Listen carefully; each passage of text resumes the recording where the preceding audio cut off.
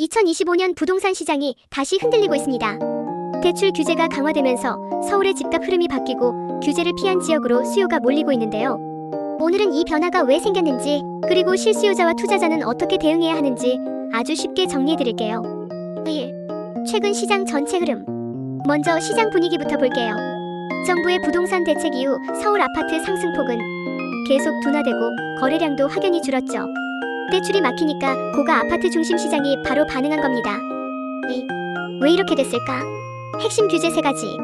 이번 시장 변화를 만든 핵심 요인은 3가지입니다. 주담대 한도 축소.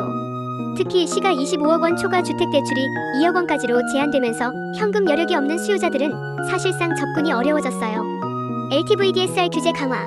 대출 받을 때 소득 대비 원리금 상환 부담을 더 까다롭게 보는 구조라 같은 집을 사더라도 예전보다 대출이 훨씬 덜 나옵니다. 청약세금 규제 강화. 다주택자나 고가주택 보유자는 세금이 늘고 청약은 실수요 중심으로 바뀌면서 투자 수요가 더 위축됐죠. 3. 수요가 움직이는 지역 풍선효과 발생. 흥미로운 건 규제 강도가 높은 서울과 과열 지역에서는 거래가 식은 반면 규제를 피한 지역들은 오히려 움직임이 활발해졌다는 겁니다.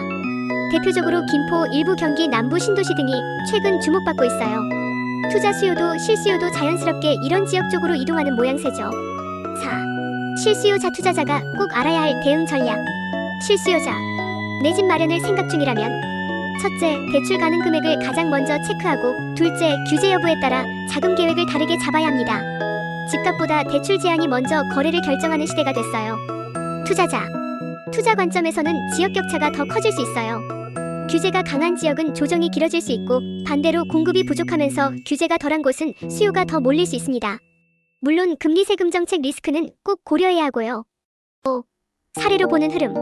예를 들어 최근 반포의 초고가 아파트 청약은 현금 부자들의 잔치라는 말이 나올 정도로 현금 동원력이 있는 사람들만 참여했죠. 반면 김포 같은 비규제 지역은 실수요와 투자 수요가 동시에 몰리면서 거래량이 빠르게 늘고 있습니다. 반포 현금 부자 청약 집중. 김포 비규제 지역 수요 증가. 6. 중개사 관점에서 본 시장의 핵심 포인트. 현장에서 보면 앞으로는 대출 가능액 상담, 규제 지역과 비규제 지역 비교, 실수요 중심의 매물 안내, 이 3가지가 특히 중요해질 것 같습니다. 대출 규제가 시장을 가르는 가장 큰 기준이 되기 때문이죠. 정리하자면 정부의 규제 강화, 서울 고가시장 둔화, 비규제 지역 풍선 효과라는 흐름이 지금의 핵심입니다. 앞으로도 부동산 시장 변화가 계속될 텐데요. 여러분이 궁금한 지역이나 정책이 있다면 댓글로 알려주세요. 저도 현장에서 보고 듣는 정보들 계속 나눌게요. 좋아요, 구독 부탁드려요. 다음 영상에서 더 자세한 시장 분석으로 만나요.